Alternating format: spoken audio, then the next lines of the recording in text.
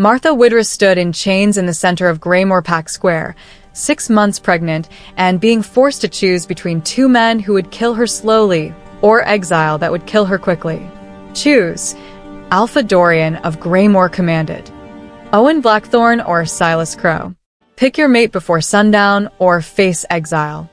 Owen smiled from his position on the dais, a smile Martha recognized from his previous Omega mate, the one who died from accidents that left bruises in places pack doctors pretended not to see. Silas didn't smile. He didn't need to. Everyone knew about his basement full of Omegas who hadn't been seen in years, breeding stock he kept locked away like animals. Martha was 6 months pregnant with a child she already loved desperately. The father, Beta Archer Kane, had denied paternity, claimed she'd seduced him, and conveniently mated to an Alpha's daughter whose dowry made him suddenly respectable. No one believed Martha's side. Omegas were liars by nature, according to pack law. Their words against a Beta's? Worthless. I won't choose, Martha said, her voice steadier than she felt. I'll take exile. Then you're condemning your child to death, Dorian said coldly. Pregnant Omegas don't survive rogue lands. You'll be dead in a week. The pup will die with you. At least with a mate, the child has a chance. A chance at what? Growing up watching his mother be beaten? Being raised by a monster? Martha's hands went protectively to her belly. I'd rather die free than live in a cage. Foolish Omega sentiment, Owen said, standing. You think death is freedom? You think. I think, a new voice interrupted, powerful enough to make every wolf in the square immediately drop into submissive posture, that this woman is under my protection. And anyone who forces her to choose between abusers can explain their logic to me personally. Martha looked up to see a wolf she'd only glimpsed in formal pack gatherings, never this close, never this focused. Alpha King Carl Wolk stood at the edge of the square, his presence making the air itself feel heavier. He was tall, powerfully built, with dark hair and eyes that reflected absolute authority. He walked straight to Martha, ignoring Dorian's sputtering objections, ignoring Owen and Silas, ignoring everyone except her. When he reached her, he did something shocking. He knelt so they were eye level, his hands careful as they examined her chains. These are silver-laced, Carl said coldly, and Martha felt the fury radiating from him. You put silver chains on a pregnant Omega? Are you trying to poison the child? She tried to escape, Dorian defended. We needed. You needed to be humane. You failed. Carl broke the chains with his bare hands, the silver not even burning him through sheer force of alpha power. Then he cupped Martha's face, his voice dropping to something almost gentle. I'm going to ask you something, and I need you to trust me enough to say yes without questioning. Can you do that? Martha had no reason to trust anyone, but something in his eyes, grief, understanding, genuine fury at her treatment, made her nod. Good, Carl said. Then, loud enough for everyone to hear. This woman is my mate. The child she carries is my heir. And anyone who challenges this will answer to me as their Alpha King. Am I understood? Silence. Absolute, shocked silence. Then chaos. Dorian objecting, Owen and Silas claiming betrayal, pack members whispering about scandal, about the Alpha King claiming a pregnant Omega he'd never met. Carl ignored all of it. He lifted Martha in his arms, turned to face the assembled pack, and his voice carried absolute finality. This territory is under investigation for Omega abuse. I'll be back in 1 week to review how you treat your vulnerable pack members. I suggest you make improvements before then. He carried Martha to a car that appeared as if summoned, placed her gently in the back seat, and as they drove away from the only home she'd ever known, he finally explained. That was a lie. You're not my mate.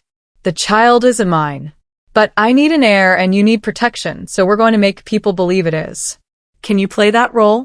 Can you pretend to be my Luna Queen in exchange for safety? Martha looked at this alpha king who just risked political scandal to save her, who held her like she was precious, who looked at her belly not with disgust, but with something like hope. "Yes," she said. "I can pretend." What neither of them knew was how hard pretending would become when the fake bond started feeling real.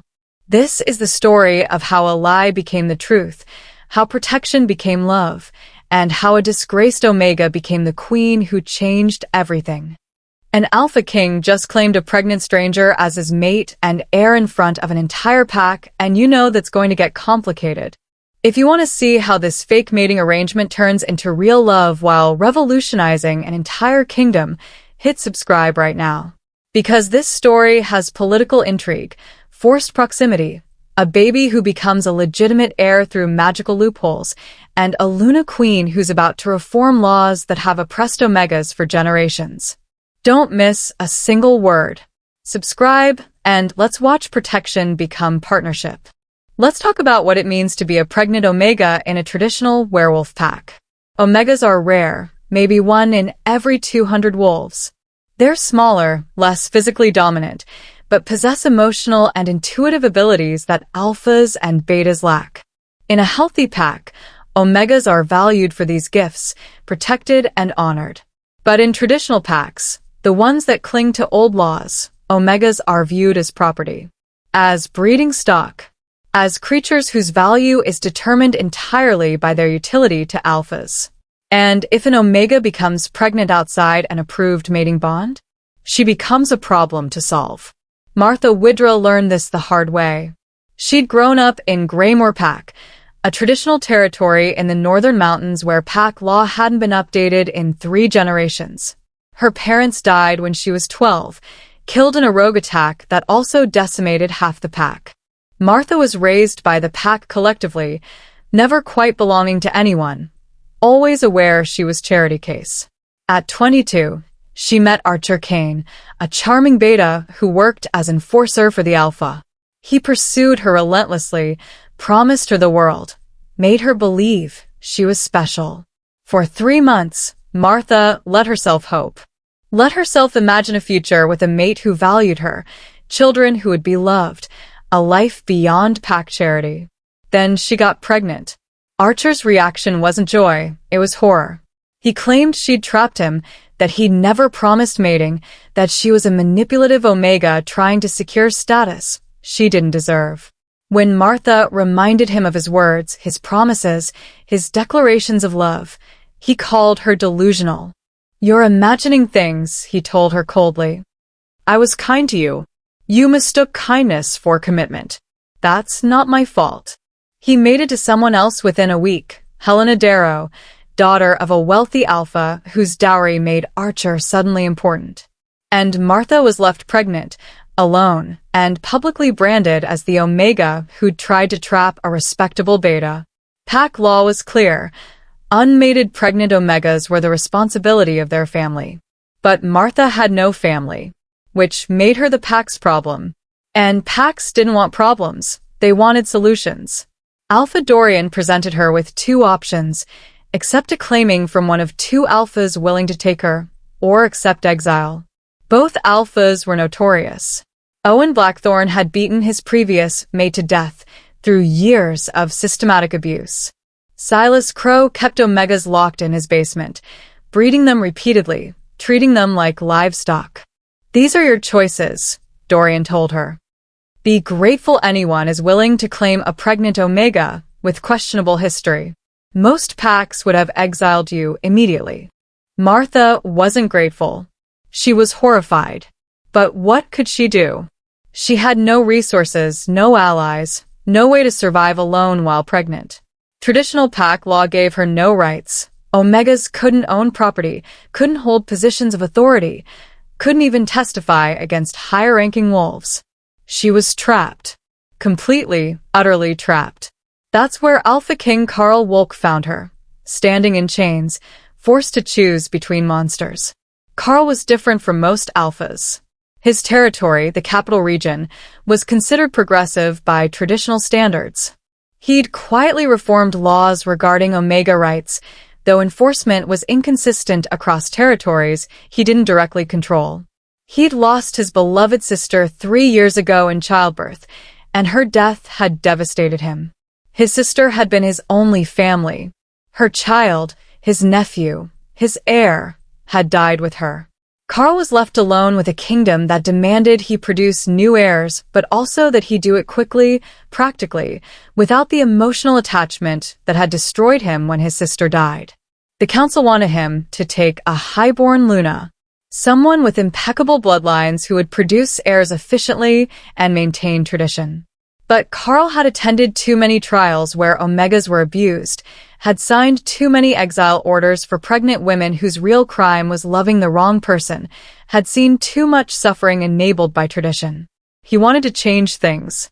But change required leverage, required dramatic action that would force other alphas to reconsider their assumptions. Martha provided that leverage. When Carl's intelligence network reported an Omega about to be forced into abusive claiming in Greymore, he recognized the opportunity. He could claim her himself, solving his heir problem while rescuing her, making a political statement while enacting practical reform. It was strategic brilliance. What he didn't anticipate was how claiming her would feel, how her exhausted defiance would resonate with his own grief. How protecting her child would heal something broken in him since his nephew's death. He didn't anticipate that lying about the mating bond would make it feel real. But that's what happened. The moment Carl put his temporary mark on Martha's neck, the moment he declared her his mate before witnesses, something shifted.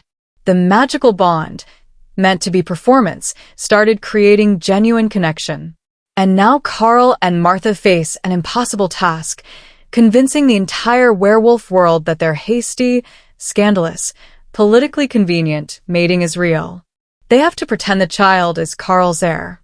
Pretend 6 months of pregnancy happened in their relationship. Pretend their bond is genuine enough to withstand magical scrutiny and political investigation. They have to lie so well that even they start believing it. Welcome to the capital. Welcome to the palace where a disgraced Omega will become queen.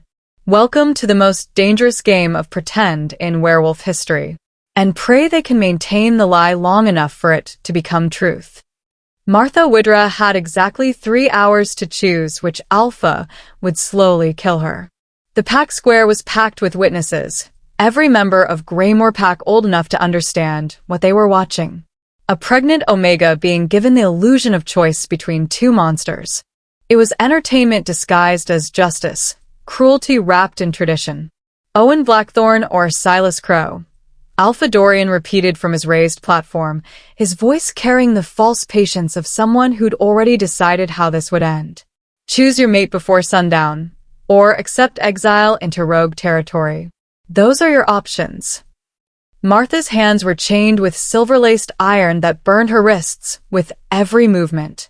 The silver was meant to prevent her from shifting, from running, from doing anything except standing here like livestock at auction while men decided her fate. Owen smiled at her from his position beside Dorian. He was handsome in the way predators were handsome, all sharp edges and dangerous grace. His previous Omega mate had died 6 months ago from what the pack healer called accumulated injuries. Everyone knew Owen had beaten her. No one had cared enough to intervene. Silas didn't smile. He didn't need to. His reputation spoke for itself. For Omegas currently locked in his basement, bred repeatedly, never seen in public. The pack whispered about them sometimes, wondered if they were even still alive. But no one checked. Checking would mean acknowledging what everyone already knew and chose to ignore. I won't choose, Martha said, her voice steadier than she felt. Her hand went protectively to her swollen belly, to the child who kicked and moved inside her, blissfully unaware his mother was being sold like property. I'll take exile. Then you condemn your child to death, Dorian said coldly. Pregnant Omegas don't survive rogue lands. You'll be dead within a week. The pup dies with you. At least with a mate, the child has a chance to live. A chance to live with monsters, Martha corrected. A chance to watch his mother be beaten or locked away. A chance to grow up thinking that's normal. That's love. She met Dorian's eyes despite every instinct screaming to submit. I'd rather die free than live as a slave. You're being dramatic, Owen said, stepping forward. I'm not a monster. My previous mate was difficult, disobedient. You seem smarter than that. You could have a comfortable life if you just learned to submit properly. Submit properly, Martha repeated. Is that what you call it when you break someone's ribs? When you make them too afraid to speak?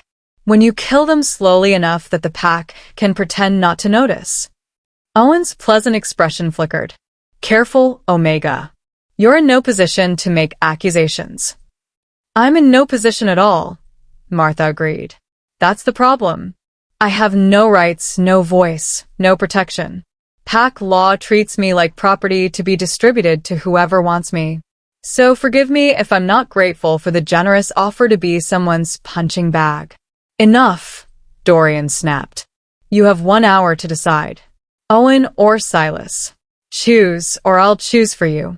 That's when Martha felt it, a shift in the air, a pressure that made every wolf in the square instinctively drop into submissive postures. Alpha presence, but magnified 100-fold. Authority so absolute it felt like gravity itself was bending. Alpha King Carl Wolk entered the square like a storm made flesh. He was taller than Martha expected, broader, with dark hair and eyes that reflected power so deep it was almost frightening. He wore simple travel clothes but carried himself with a kind of confidence that didn't require royal regalia. Everyone knew who he was. Everyone felt his dominance like a physical weight. What? Carl said quietly, his voice somehow carrying across the entire square despite not being raised. Is happening here? Dorian stumbled over his words. Alpha King. This is internal pack business. A claiming ceremony for an unmated Omega. A claiming ceremony. Carl's eyes swept the square, taking in Martha's chains, her pregnant belly, the two alphas flanking her like predators. Is that what we're calling forced choice between abusers now? How progressive. With respect, Alpha King, this doesn't concern. It concerns me the moment I witness it. Carl walked straight to Martha, ignoring protocol, ignoring Dorian's authority, ignoring everything except the pregnant woman in silver chains. When he reached her, he did something shocking. He knelt so they were eye level. What's your name? Martha Widra. Her voice came out barely above a whisper. She'd never been this close to an Alpha King. Had never felt power like this focused on her with something that wasn't threat. Martha. Carl's hands were gentle as they examined her chains. These are silver-laced. On a pregnant Omega. Do you know what silver does to developing pups? Alpha Dorian said I tried to run. Of course you tried to run. Anyone with sense would run from this. Carl snapped the chains with his bare hands, the silver not even burning him through sheer force of alpha dominance. The metal clattered to the ground, and Martha's wrists immediately began healing from where they'd been burned. Carl stood, helping Martha to her feet with surprising gentleness. Then he turned to face the assembled pack, and his voice carried absolute authority. I'm going to explain something once. Martha Widra is under my protection. The child she carries is under my protection. Anyone who challenges this answers to me personally. Am I understood? Alpha King, you can't just... Dorian started. Can't what? Protect a vulnerable pack member from systematic abuse? Pretty sure that's exactly what an Alpha King is supposed to do. Carl's voice dropped to something dangerous. Or are you suggesting I don't have the authority to override your barbaric auction? It's not an auction, it's exactly an auction. You're selling this woman to the highest bidder. The currency is willingness to take her despite her pregnancy.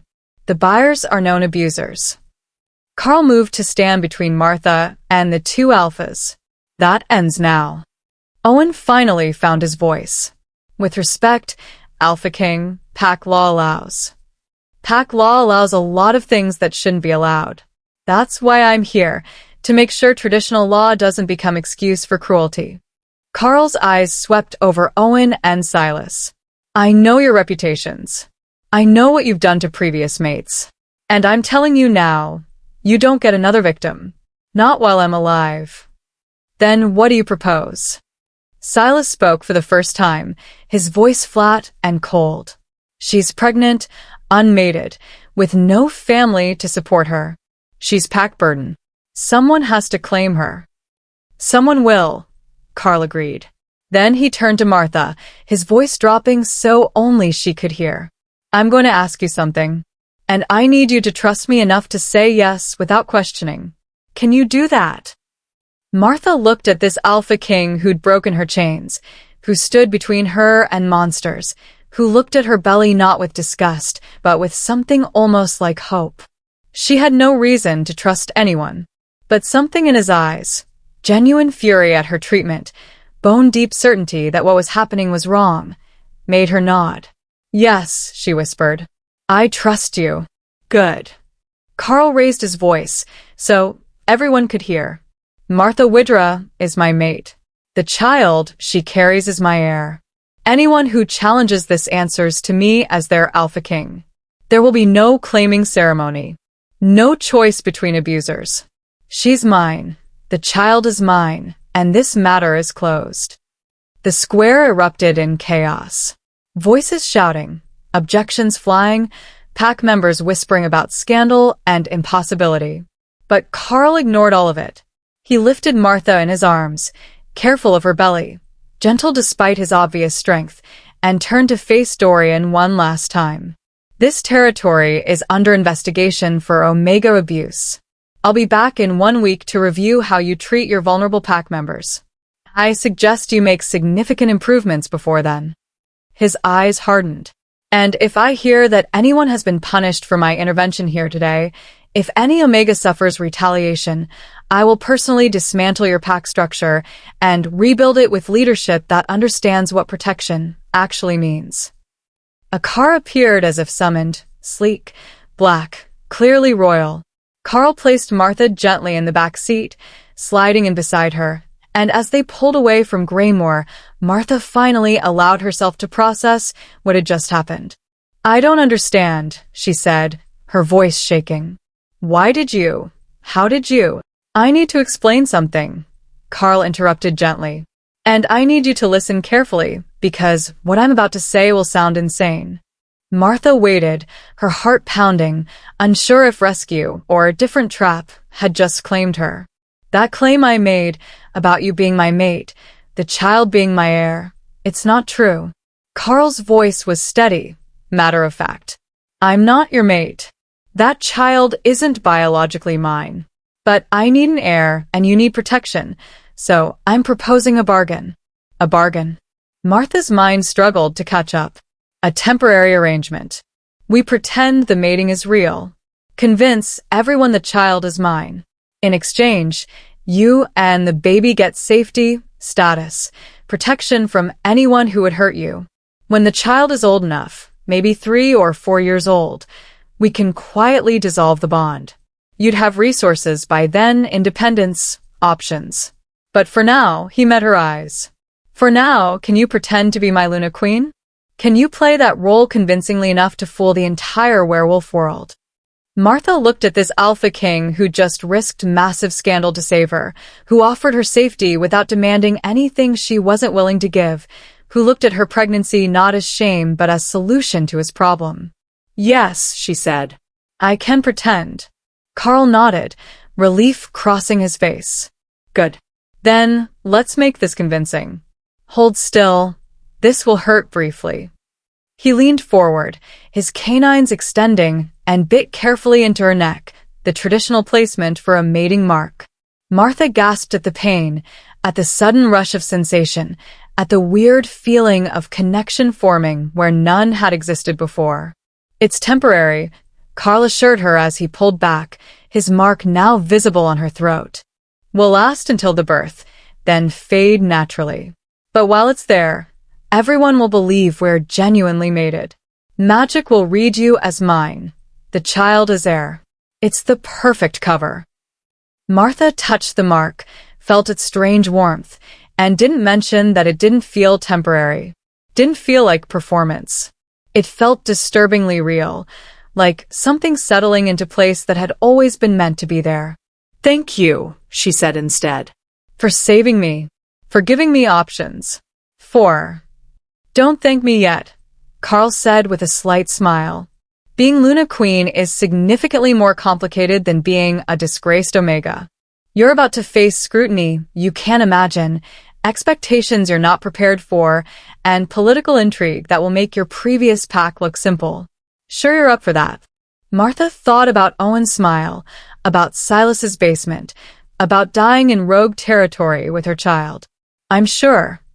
Then welcome to the palace, Carl said as the city walls came into view. Welcome to your new life. And welcome to the most elaborate lie we're ever going to tell. Martha watched the palace approach and tried not to think about how quickly lies could become truth when you wanted them to be real badly enough. Engagement questions. Would you accept a fake mating to escape abuse? Can Carl and Martha really fool everyone? The palace was overwhelming. Martha had seen it from a distance once, years ago, when her pack had traveled to the capital for a trial. But seeing it from outside and actually entering were completely different experiences. The building was massive, sprawling stone and glass that seemed designed to make visitors feel small and unimportant. Don't look so intimidated, Carl said as they exited the car. You're Luna Queen now. This is your home. You're allowed to be here. Doesn't feel like I'm allowed, Martha admitted. Feels like I'm about to be thrown out for trespassing. You're not trespassing. You're. Carl stopped as the main doors opened and a woman emerged, tall and elegant with silver-threaded hair and the kind of regal bearing that came from decades of authority. Your Majesty, she said, her eyes immediately landing on Martha with poorly concealed shock. We weren't expecting you to bring guests. Madam Celeste. This is Martha Widra, my mate.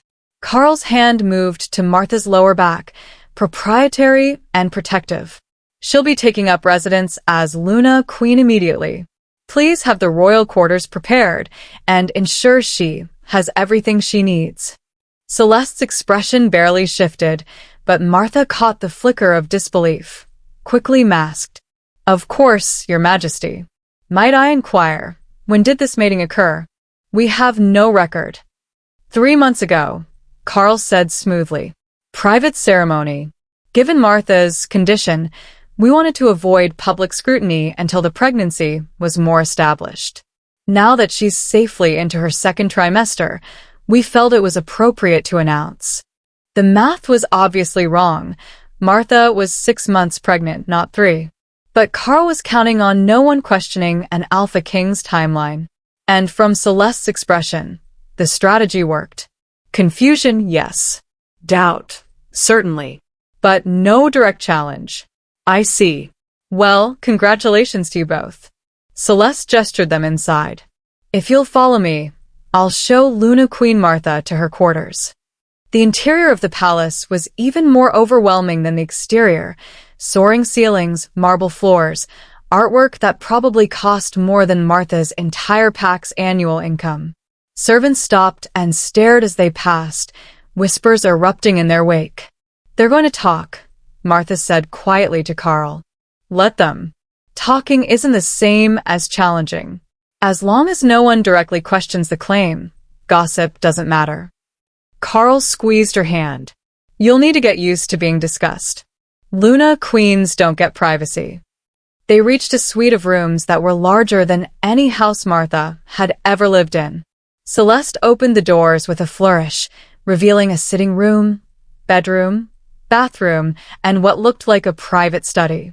The Luna Queen's quarters, Celeste announced. They've been unoccupied since. She stopped, seeming to realize she'd been about to mention Carl's sister. They've been unoccupied for some time. We'll have them fully refreshed by this evening. Thank you, Madam Celeste. Carl's voice carried dismissal. That will be all. After Celeste left, Martha turned to Carl with wide eyes. This is too much. This isn't. I can't. Yes, you can. Carl guided her to sit on the sofa, careful of her balance. I know it's overwhelming. I know this is nothing like what you're used to. But Martha, You survived 6 months pregnant in a pack that wanted you dead. You survived being chained and auctioned. You can survive being Luna Queen. That's different. Surviving abuse is just enduring. Being Luna Queen requires. Martha gestured helplessly at the opulent room. I don't know how to be this. Don't know how to act royal, how to navigate politics, how to convince people I belong here when I so obviously don't. Carl knelt in front of her, his hands gentle on her knees. You don't have to convince them immediately. Just convince them enough. Be polite. Be present. Let me handle the political complications. Your job is to rest, to let that baby grow healthy, and to look like you're happy to be my mate. Can you do that?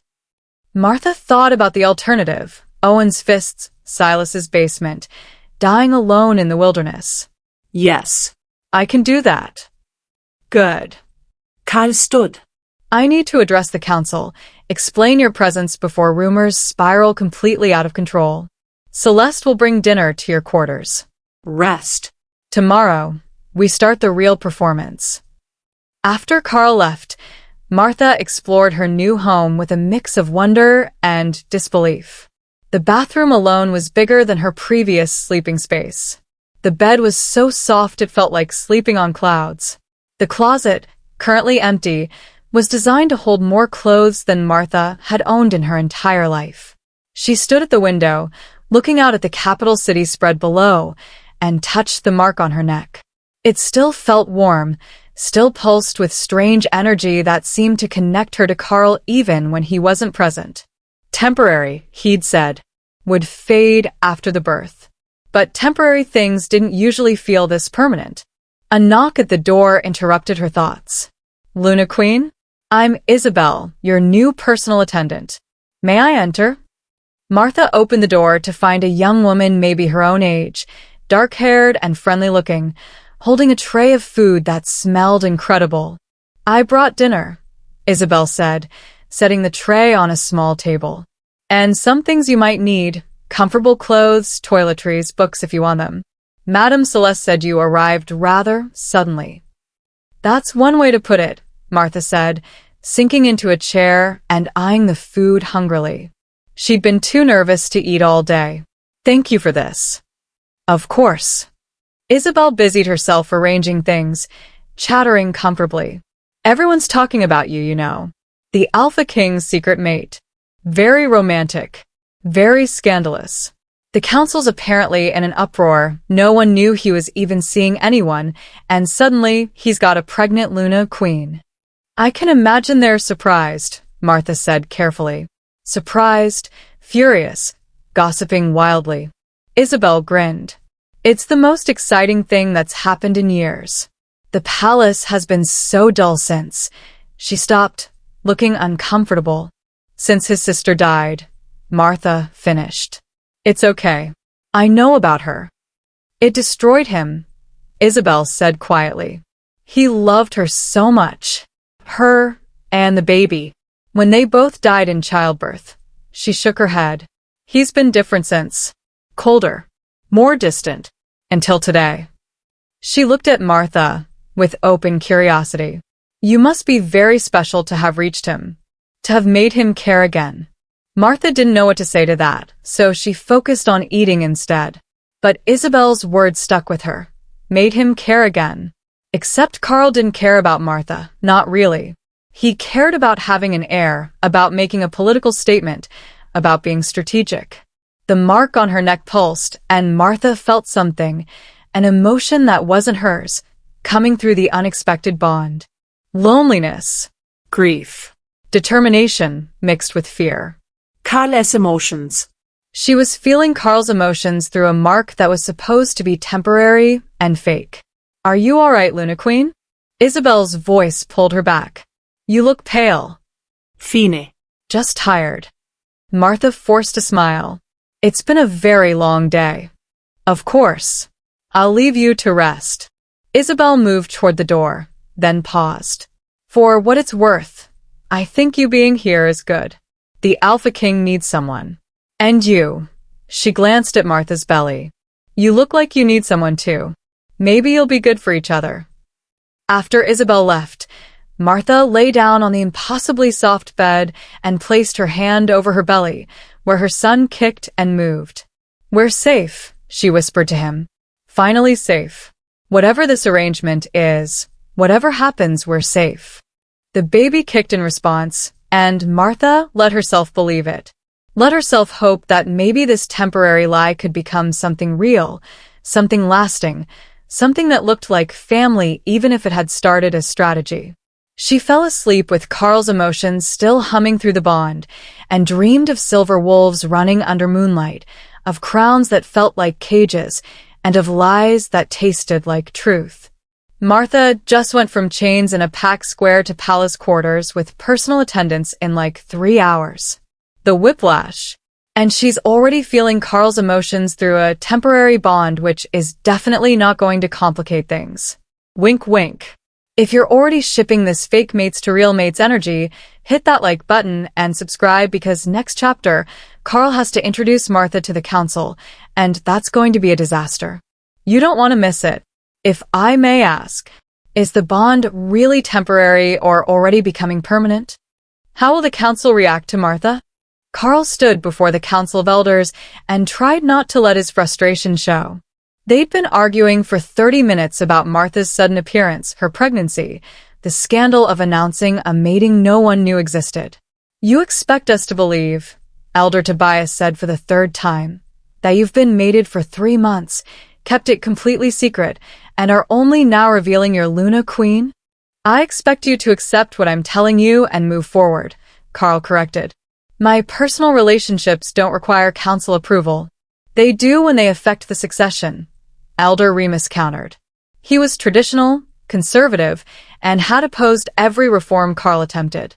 "This child you claim as heir, we have no verification of legitimacy. No witnesses to the mating. No documentación.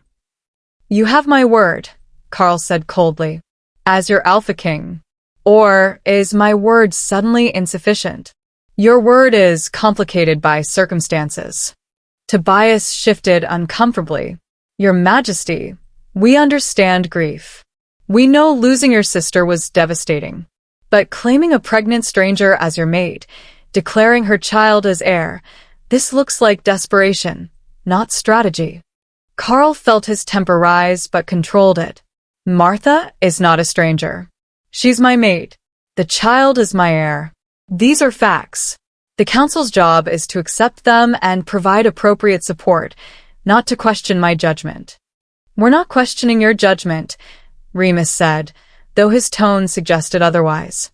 "We're questioning the timing, the secrecy, the fact that a disgraced Omega from a minor pack is suddenly Luna Queen." "She wasn't disgraced," Carl snapped. "She was abused. There's a difference. And the fact that you'd rather focus on her previous pack status than on the systematic mistreatment she endured tells me everything about why our laws need reform." "Here we go again," Remus muttered, "using personal situations to push political agenda. It's not agenda. It's basic decency." Carl moved to the window, looking out at the city. Martha Widra was 6 months pregnant, chained with silver, and being forced to choose between 2 known abusers. That's not acceptable pack behavior. That's criminal behavior enabled by outdated law. If my claiming her publicly highlights how broken our system is, good. It should be highlighted. "But Your Majesty," Tobias tried again. "The discussion is over," Carl interrupted. "Martha is my mate. The child is my heir. You can accept this gracefully, or you can challenge me for the throne. Those are your options. Choose carefully." The threat hung in the air. Challenging an Alpha King meant physical combat, and Carl had never lost a fight. The council knew it. Carl knew they knew it. "We accept," Tobias said finally, shooting Remus a warning glare. "Of course we accept. We simply request the opportunity to meet Luna Queen Martha, to welcome her properly to court. Tomorrow," Carl agreed. "She needs rest today. The pregnancy, the stress of relocation. She needs time to settle before facing council scrutiny." After the council dismissed, Carl returned to Martha's quarters to find her dressed in one of the simple gowns Isabel must have procured, her hair brushed, looking less exhausted than she had hours ago. "How did it go?" she asked immediately. "About as well as expected. They're suspicious, concerned, and definitely don't believe our timeline." Carl sat beside her. "But they can't openly challenge without proof, and we're not giving them proof." "What if they demand it? Blood tests or—" "Blood tests won't happen for months yet. By then, the bond will be more established, the pregnancy nearer to term. If they push for testing after the birth, the magic should read the child as mine through the mating mark." Carl hoped he sounded more confident than he felt. Mating marks did sometimes affect magical lineage readings, but usually only in genuine bonds, not temporary strategic ones. "And if it doesn't?" Martha's hand went to her belly. "If the magic reveals he's not yours? Then we deal with it." "But Martha," Carl took her hand, "I need you to trust that I will protect you both.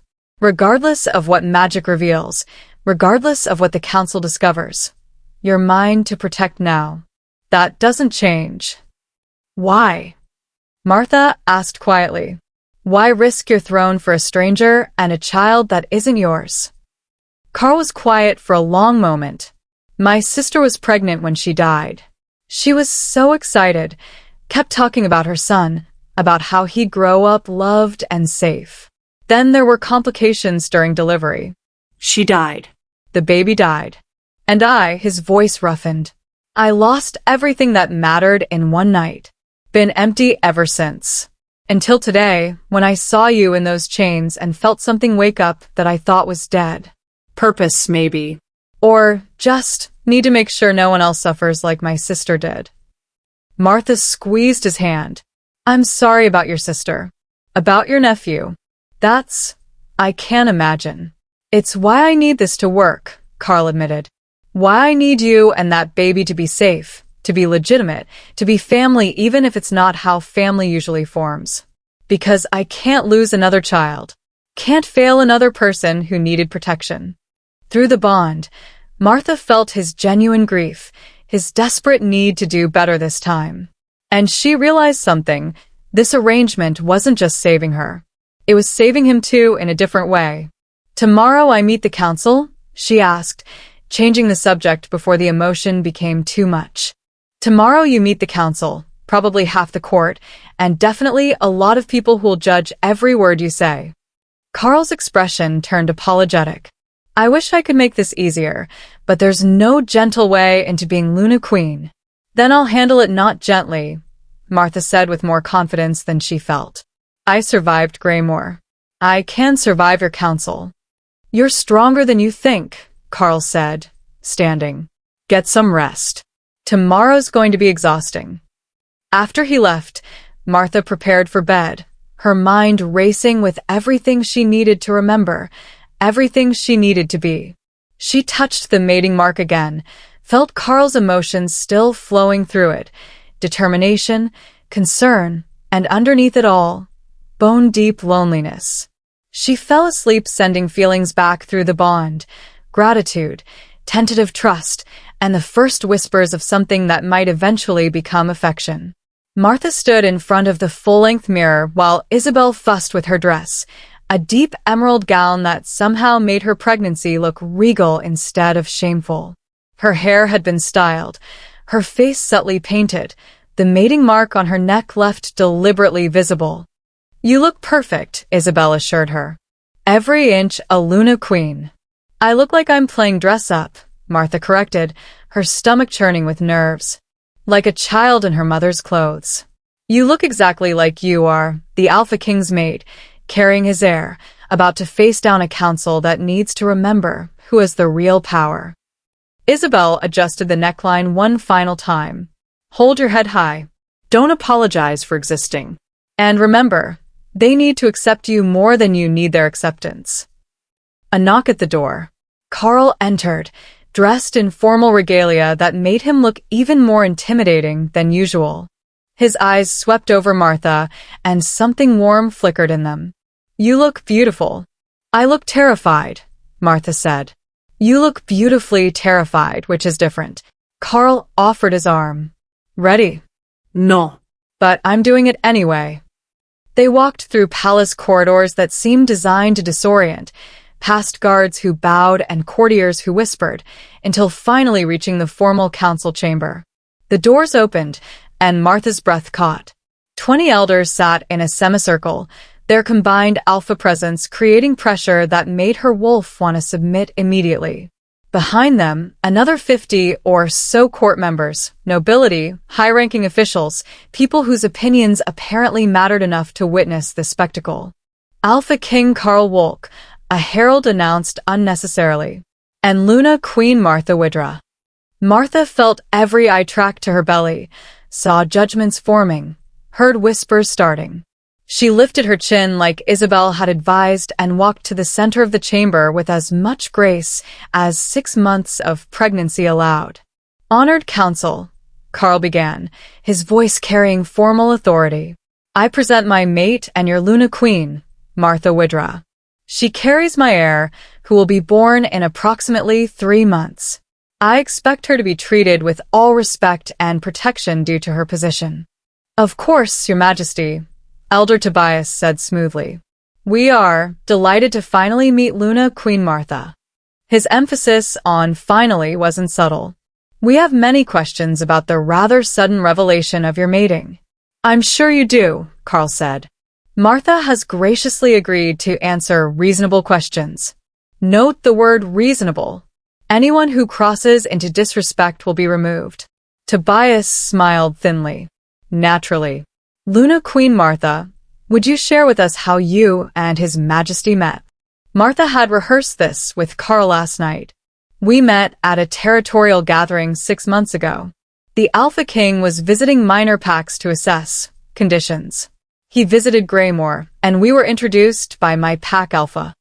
All true, technically. Karl had visited Greymore 6 months ago, though they hadn't actually met until yesterday. Close enough to truth to sell the lie. And the mating occurred when? Elder Remus asked, his tone suggesting he already doubted the answer. 3 months ago, Martha said. Private ceremony. Given my circumstances, we felt it best to wait before announcing publicly. Your circumstances, Remus repeated. You mean your pregnancy. The child that was conceived before the mating. Martha felt her face heat, but forced her voice to stay steady. Yes. The Alpha King knew about my pregnancy when he chose me as a mate. He claimed both me and my child. Some might call that weakness. I call it strength, choosing to protect rather than punish. Several council members shifted uncomfortably. That had been Karl's line, and it worked, flipping the narrative from shame to honor, from weakness to strength. How convenient, Remus said, that the Alpha King suddenly needed an heir and found a pregnant Omega in desperate circumstances. Almost too convenient. Are you suggesting something, Elder Remus? Karl's voice dropped to something dangerous. Speak plainly. I'm suggesting that grief makes people act rashly, Remus said, meeting Karl's eyes with surprising boldness. That desperate need for an heir might lead even an Alpha King to make questionable choices.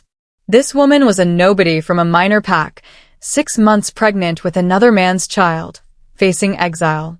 Now she's Luna Queen, and her child is heir to the throne. That's quite a transformation. It is. Martha agreed before Karl could respond. It's the kind of transformation that happens when someone with actual power decides to use it for good instead of maintaining the status quo. The Alpha King could have let me be exiled. Could have let me die in rogue territory. Could have turned away like everyone else did. But he didn't. He protected me. Protected my child. And yes, that's convenient for me. But it's also the action of a leader who understands that strength includes compassion. Something this council might want to remember. Silence fell over the chamber. Martha realized with shock that she'd just lectured the council, the most powerful political body in the kingdom, on leadership. Probably not smart, but Karl was smiling. Actually smiling. Well said, Luna Queen. Any other questions? I have one, A new voice spoke up. An elder, silver-haired and sharp-eyed. What about the biological father? Surely, he has some claim to the child. Martha's throat went dry. Archer. She'd known this question would come, but had hoped to avoid it longer. The biological father, Carl said coldly, forfeited any claim when he abandoned Martha and denied paternity. He mated to another woman, publicly stated the child wasn't his, and left her to face consequences alone. Pack law is clear. A father who denies his child has no rights to that child. I claimed what he rejected. The matter is closed. But if he were to challenge, the woman pressed. Then he challenges me, Carl interrupted, and I will destroy him. Legally, politically, physically if necessary. The child is mine. Martha is mine. Anyone who disputes this can state their objection now or forever remain silent. Martha felt the bond pulse with Carl's protective fury. He meant it, would actually fight anyone who tried to take her child. The fake arrangement suddenly felt a lot less fake. No one objected. Excellent, Carl said. Then this presentation is concluded. Martha will be formally introduced to the broader court tomorrow, but the council has now met your Luna Queen. Treat her accordingly. He offered Martha his arm, and they exited the chamber with as much dignity as possible. Once in the corridor, safely away from listening ears, Martha sagged against the wall. That was horrible, she breathed. That was brilliant, Carl corrected. You lectured Remus on leadership. Pretty sure no one's ever done that and survived. I shouldn't have, I wasn't thinking. You were thinking exactly right. You stood up for yourself, for our arrangement, for what's right. That's what a Luna Queen does. Carl steadied her. You did perfectly, Martha. Better than I hoped. They don't believe us, Martha said. Remus definitely doesn't. He's going to investigate, going to try to prove. Let him try. We have the mating mark. We have our story. We have each other. Carl placed his hand over her belly, felt the baby kick. And we have him. The air they need. That's leverage, Martha. Use it. Through the bond, Martha felt Carl's determination, his genuine protectiveness, his unexpected pride in how she'd handled herself. And underneath it all, affection. Real affection, growing despite the fake foundation. Thank you, she said quietly. For defending me. You don't need to thank me for basic decency, Carl interrupted. Come on, let's get you somewhere you can rest. Tomorrow's the broader court presentation, and that's going to be even worse. How is that possible? Nobles are nosier than elders. More gossip-driven. You'll be examined like a specimen. Carl grimaced. I wish I could spare you this, but I'm Luna Queen now. Being examined comes with the territory. Martha straightened. I can handle it. I survived Greymore. I survived this council. I can survive nosy nobles. That's the spirit, Carl said, though his expression suggested he wasn't sure she understood exactly how brutal court politics could be. They spent the rest of the day preparing for the formal presentation, more dress fittings, etiquette lessons from Isabel, memorizing names and titles of important nobles. By evening, Martha's head was spinning with information. There's too much, she told Carl over dinner in her quarters. I'll never remember everyone. Never say the right things. You don't have to be perfect, Carl assured her. You just have to be present. Let me handle the political navigation. You focus on looking happy to be my mate. That's the easy part, Martha said, then stopped, realizing what she'd admitted. Carl's eyes met hers, and through the bond, she felt his surprise, his pleasure, his own confused feelings about how the arrangement was developing. Is it, he asked quietly, easy to pretend you're happy? I'm not pretending, Martha admitted. I'm safe. My baby's safe. I'm sleeping in a warm bed, eating good food, not fearing for my life. And you, she stopped, not sure how to articulate it. You're kind, patient. You protect without demanding anything in return. That's not fake. Whatever this arrangement is, your treatment of me isn't performance. No, Carl agreed. It's not. I thought it would be. Thought I could maintain emotional distance, keep this strategic. But Martha, he reached across the table, taking her hand. I'm finding that difficult. Finding that the temporary mark is creating connections I didn't expect, didn't plan for, didn't think I was capable of any more after. After your sister, Martha finished. I know. I feel it too. The bond, it's supposed to be fake, but it doesn't feel fake. Feels like it's growing, becoming real whether we want it to or not. They sat in silence, hands joined, both processing the uncomfortable truth. Their strategic lie was transforming into genuine attachment. The temporary arrangement was starting to feel permanent, and neither knew what to do about it. Finally, Carl stood. Get some rest. Tomorrow's going to be exhausting. After he left, Martha lay in bed, hand on her belly, and whispered to her son, Your father is the Alpha King. Not biologically, but in every way that matters. He protects us, cares for us, and maybe he's starting to love us. Is that wrong? To hope for real family from fake arrangement. The baby kicked in response, and Martha chose to believe it meant everything would work out somehow. May I ask, can Martha survive court politics? The formal court presentation was exactly as awful as Carl had warned. Martha stood beside his throne. There was no Luna Queen throne yet. That would take time to construct, while an endless stream of nobles approached to offer congratulations that felt more like interrogations. How lovely that His Majesty found love, Lady Helena cooed, her eyes calculating as they swept over Martha's dress. Though the timing is certainly fortuitous. Were you acquainted long before the mating? Long enough, Martha said, the rehearsed answer falling easily now after hours of practice. And the child, such a blessing that the Alpha King will have an heir so quickly. Almost miraculous timing, really. The moon goddess works in mysterious ways. Carl interjected smoothly, his hand finding Martha's lower back. Lady Helena, I believe you have other guests to greet? After she left, Martha whispered, They all think I trapped you. Every single one of them. They think what they want to think, Carl murmured back. Ignore them. We know the truth. Except Martha wasn't sure they did anymore. What was the truth? That Carl had claimed her strategically? That was how it started.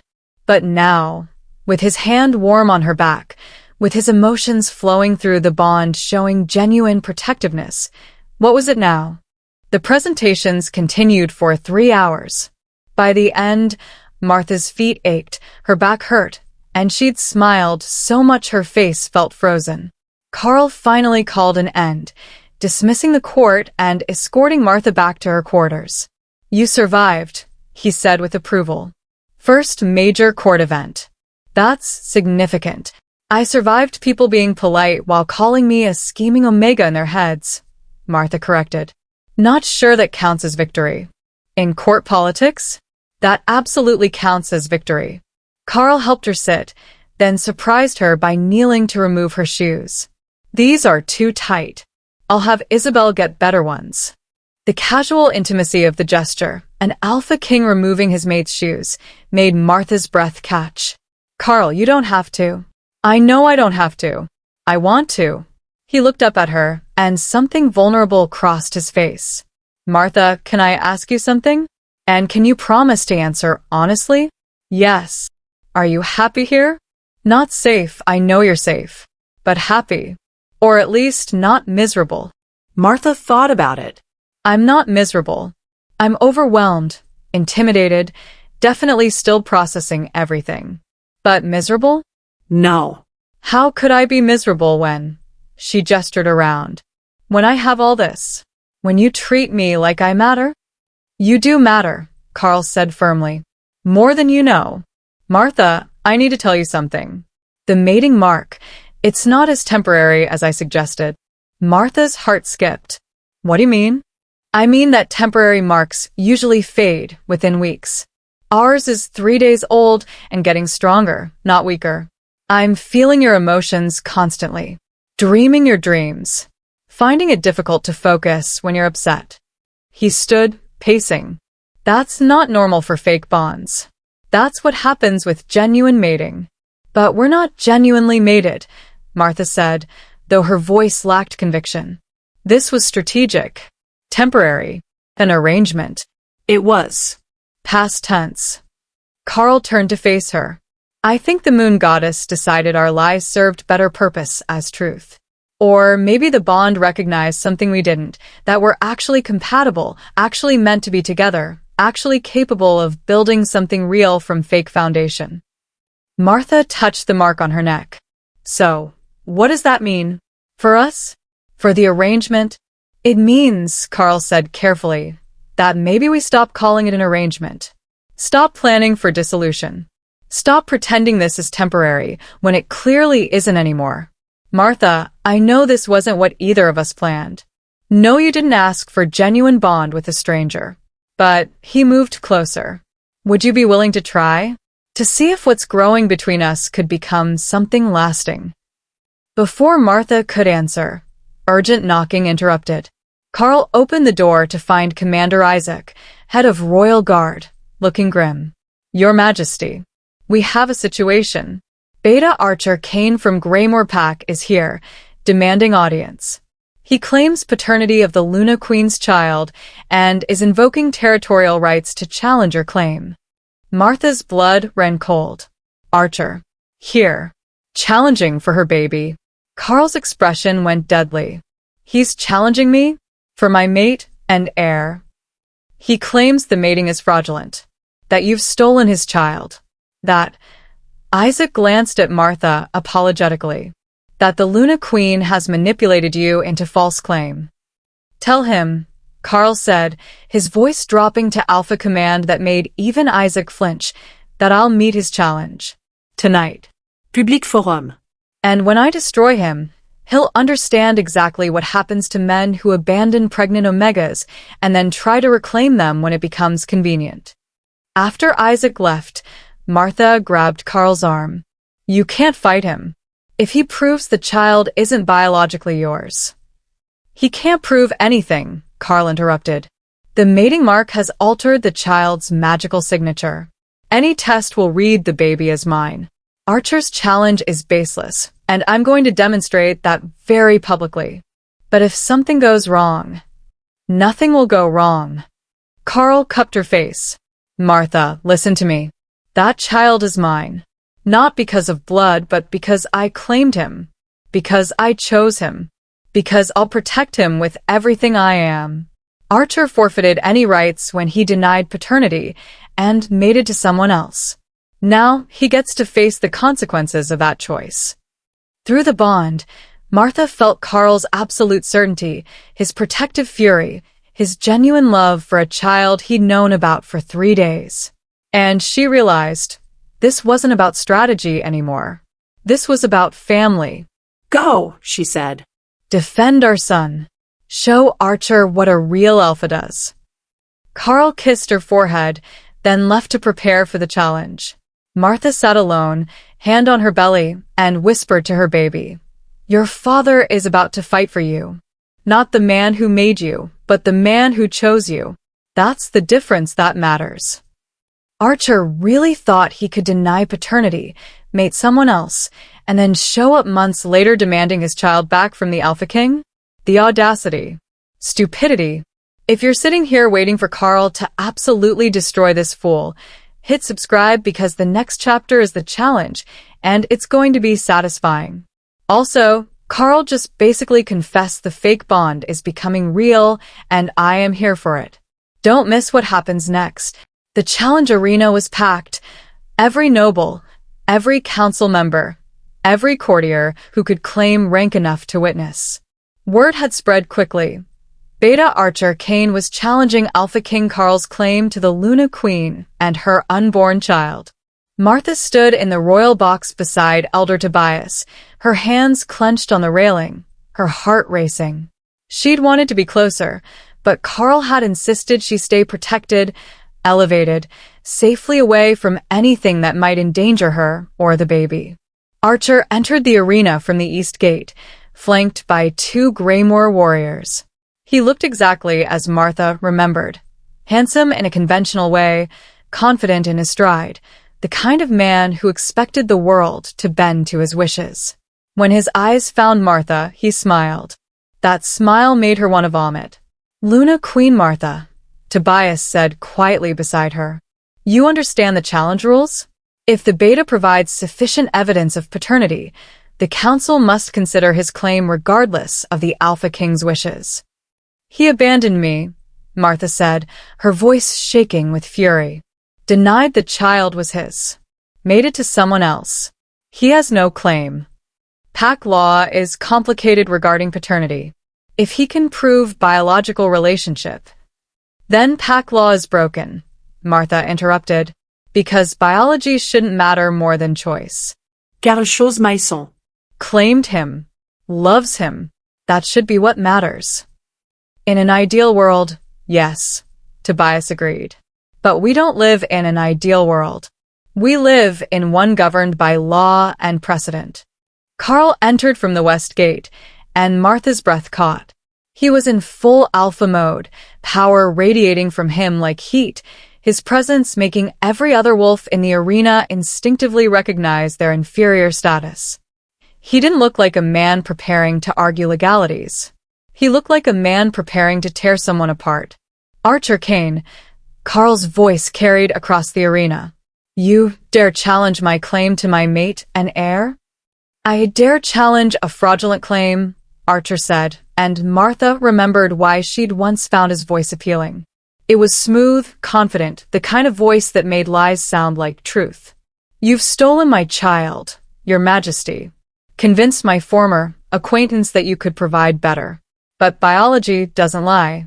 That child is mine, and I invoke territorial rights to reclaim what belongs to me." "The child belongs to no one," Carl corrected coldly. "Children aren't property. And you forfeited any relationship when you denied paternity, called Martha a liar, and mated to another woman. You abandoned your child. I claimed him. That's the end of the story." "Except it's not." Archer gestured to one of his companions, who produced a document. "This is sworn testimony from pack witnesses that I was involved with Martha Widra 3 months before her pregnancy became known.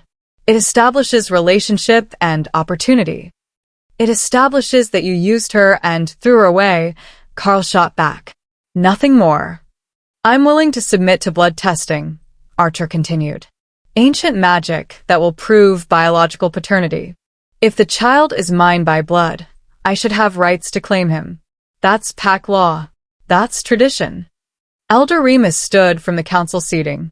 "The challenge is valid. If Beta Cain submits to blood testing and proves biological connection, the council must consider his claim." "No," Carl said flatly, "because the child is already claimed, already marked as mine through mating bond with the mother. Ancient magic will read him as my heir regardless of biology. The test is meaningless." "Then you should have no problem agreeing to it," Archer said with that infuriating smile. "Unless you're afraid the truth will expose your theft." "I'm not afraid of truth," Carl said.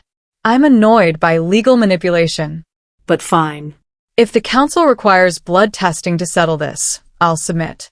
And when the magic confirms the child is my heir, you'll accept the ruling and never approach my family again." "Agreed." "Agreed," Archer said quickly. Too quickly. He thought he'd won. Martha felt sick. What if the magic didn't recognize the mating mark? What if the test revealed the biological truth? What if? Through the bond, she felt Carl's calm certainty. "Trust me," his emotions seemed to say. "I've got this." Elder Tobias descended into the arena, carrying a ceremonial bowl and blade. The blood test is ancient magic, designed to reveal true parentage.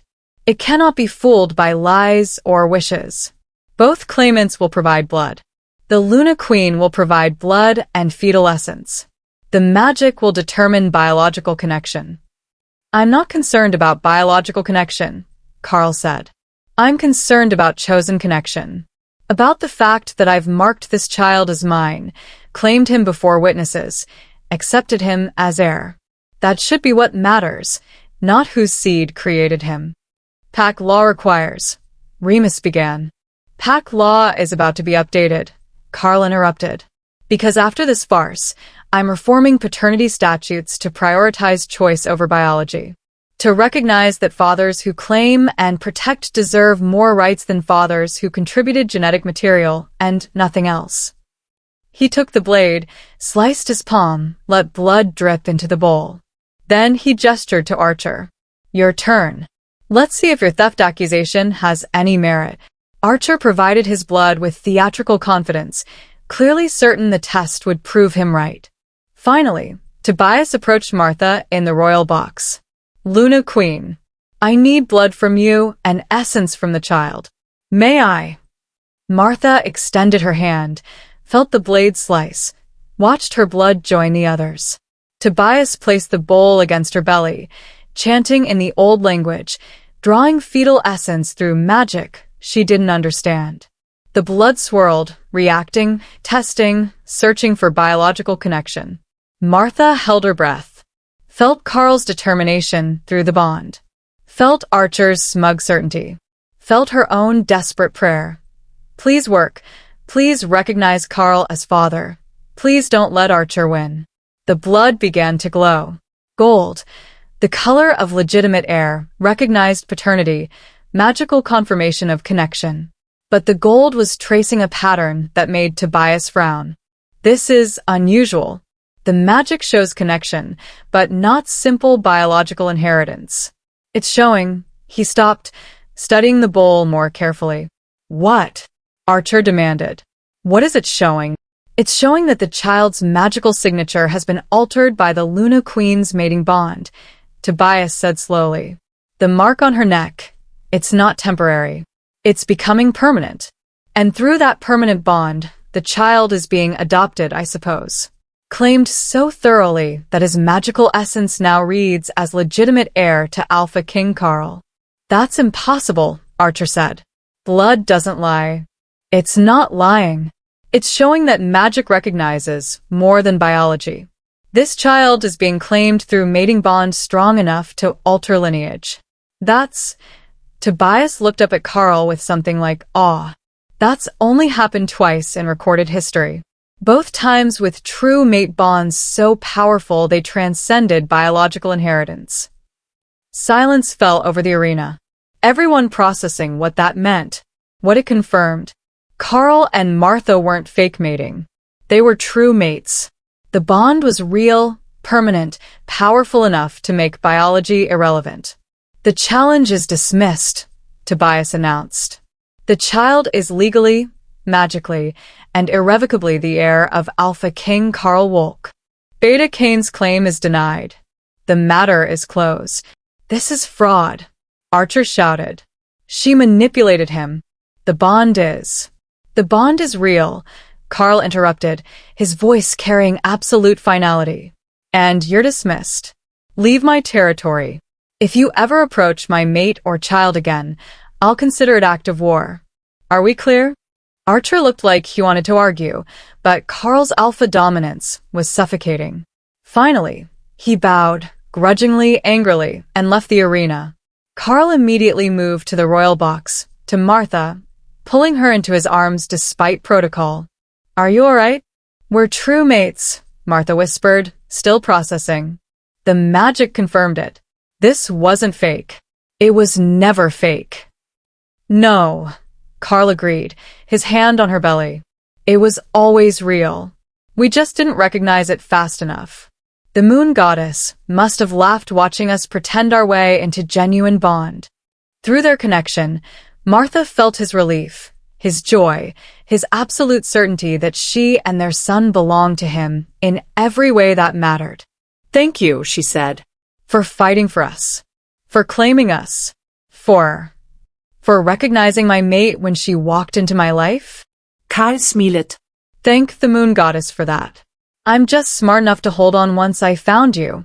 They stood together while the arena emptied, while courtiers gossiped about true mate bonds and magical inheritance, while their son kicked between them as if celebrating his. 3 weeks after the challenge, Martha sat in her quarters reading reports from the Omega sanctuaries she'd established across all 5 territories. The numbers were encouraging. 53 Omegas seeking refuge in the first month, 17 pregnancies being protected, 12 abusive mates facing investigation. "You're changing everything," Isabel said, organizing Martha's correspondence. "The traditional alphas are furious. They're calling your reforms a dangerous precedent." "Good," Martha said. "Let them be furious.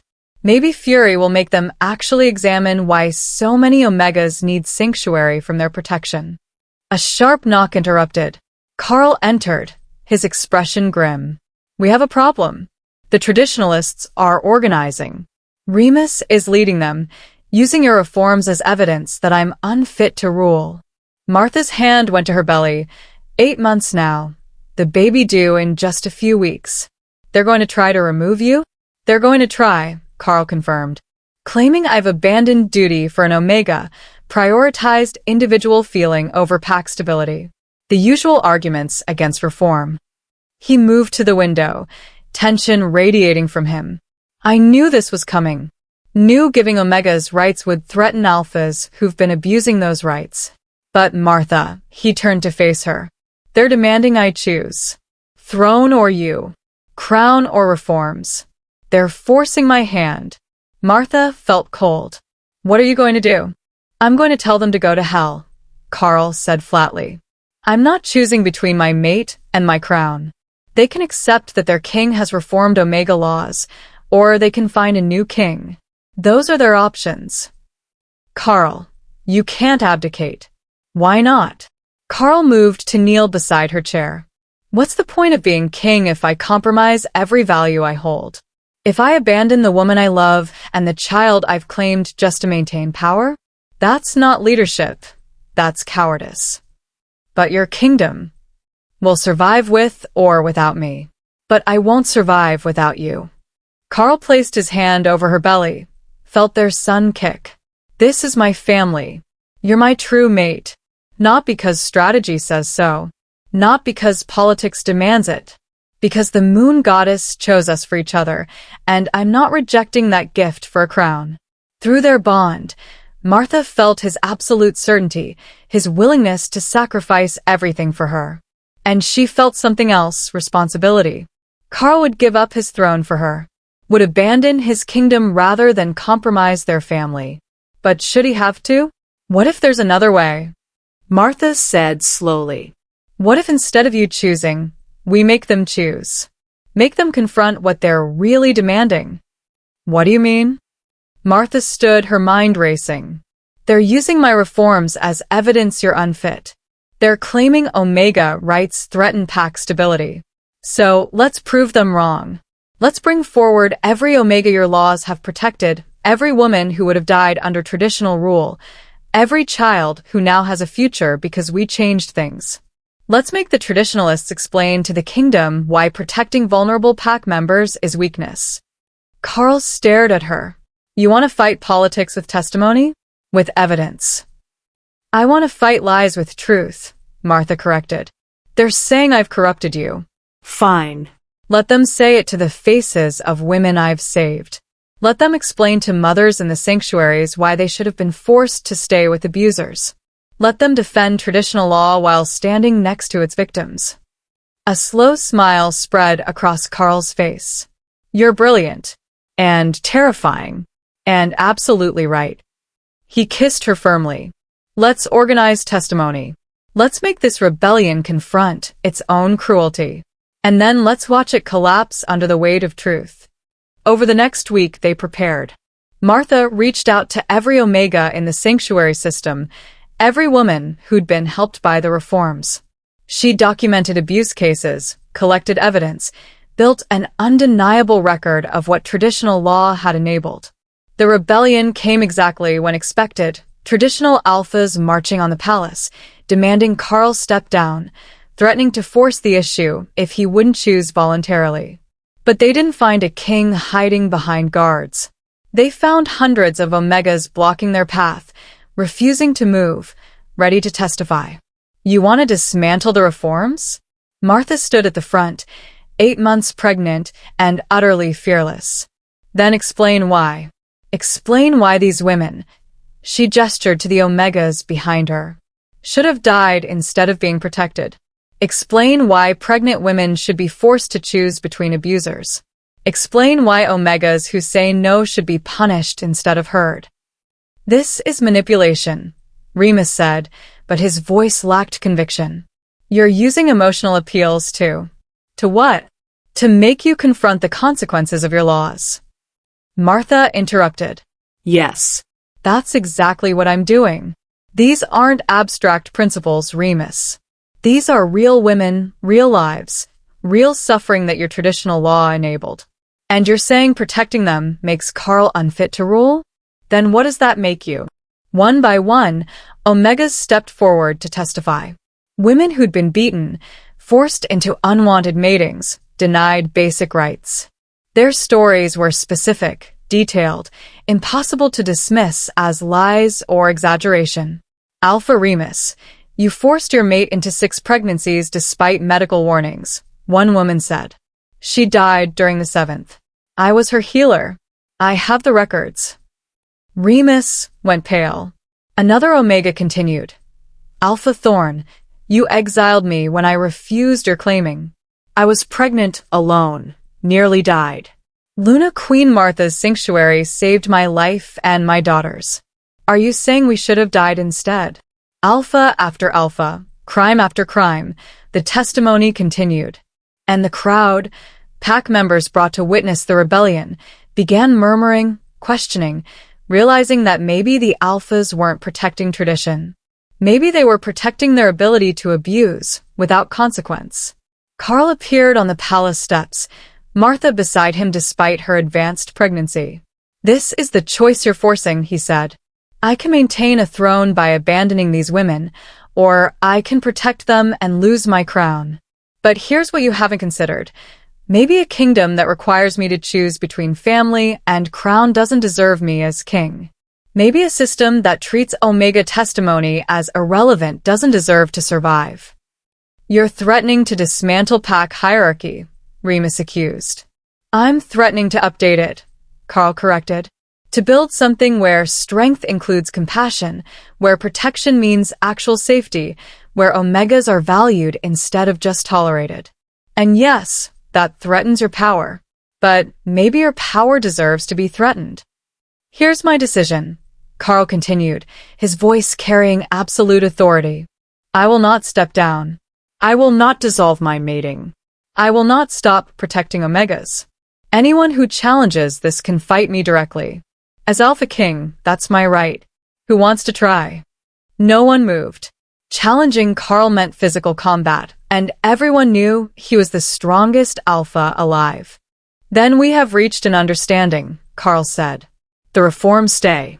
The sanctuaries continue. Omega rights are now permanent law. And anyone who objects, his eyes swept the assembled alphas, can explain to their packs why they think protecting the vulnerable is weakness.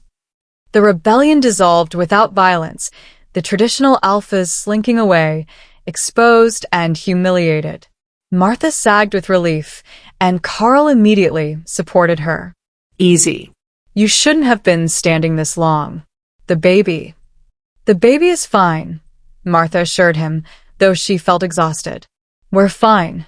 We won, Carl. We actually won. You won, Carl corrected. This was your strategy. Your courage. You faced down alphas while 8 months pregnant and made them blink first. He stopped, emotion thick in his voice. I'm so proud of you. So grateful the moon goddess chose you as my mate. So, Martha kissed him, cutting off the spiral. We're partners. You gave me the platform. I just used it. That's how this works.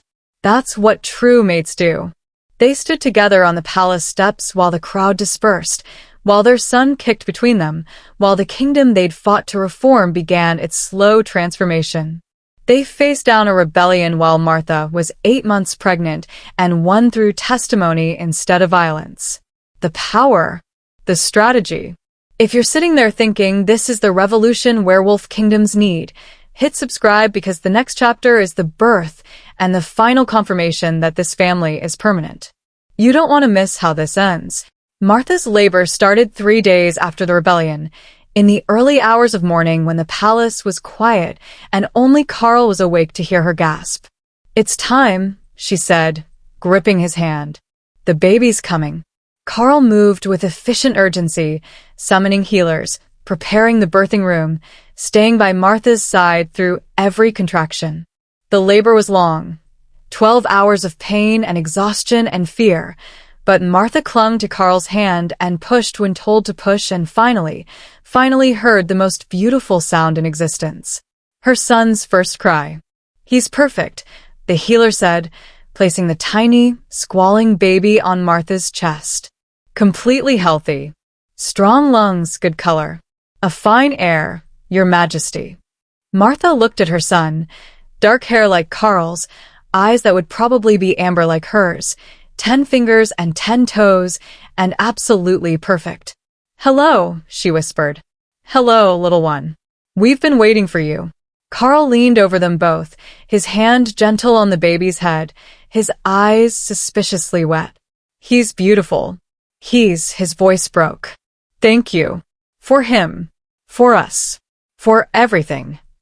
Thank you for claiming him," Martha said. "For choosing us. For..." The baby's eyes opened, and everyone in the room gasped. Golden. Pure, impossible gold. The mark of true mate children, of bonds so powerful they transcended normal inheritance.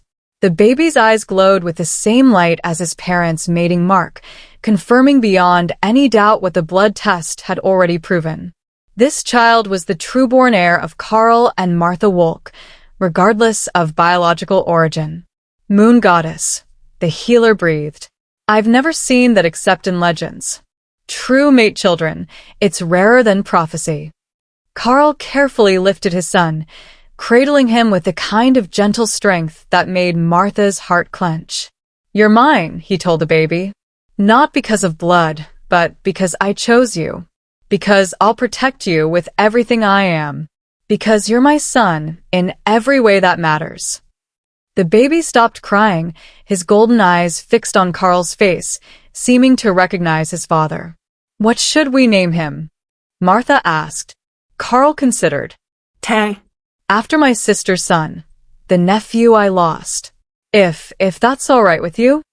"It's perfect," Martha said, emotion thick in her voice. Theo Wolk, heir to the throne, son of true mates, the baby who changed everything. Over the next week, recovery was surprisingly smooth. Martha healed quickly. Theo proved to be a calm baby, and the kingdom celebrated their new heir with genuine enthusiasm. Even the traditionalists couldn't argue with golden eyes that proved divine blessing. 1 month after Theo's birth, Martha found Carl in the nursery, watching their son sleep with an expression of wonder that still hadn't faded. "You know what's funny?" Martha said, joining him. "We spent so much energy pretending to be mates that we missed when it became real." "When do you think it happened?" Carl asked, his arm wrapping around her waist. "When did the lie become truth?"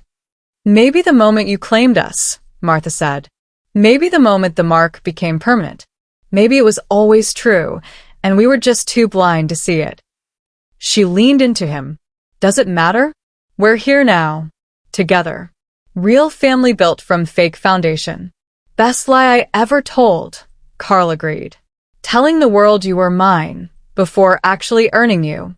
But I've spent every day since trying to make that lie true."